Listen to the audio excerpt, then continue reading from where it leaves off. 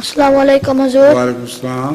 میرا نام وقار عظیم ہے اور میرا سوال ہے حضور جب ہم حج پہ جاتے ہیں تو ہم آب زمزم کا پانی کیوں پیتے ہیں؟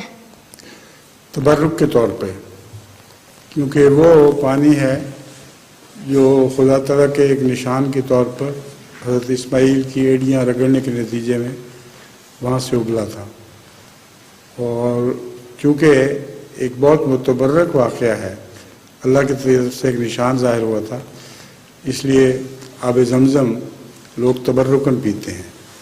لیکن اب وہ پانی خشک ہو چکا ہے، اب اور پانی باہر سے لا کر اس میں بھرتے ہیں لوگ، اور کنواں بہرحال وہی ہے، اس لیے کچھ نہ کچھ تو تبرک کا اثر پڑ ہی جاتا ہوگا.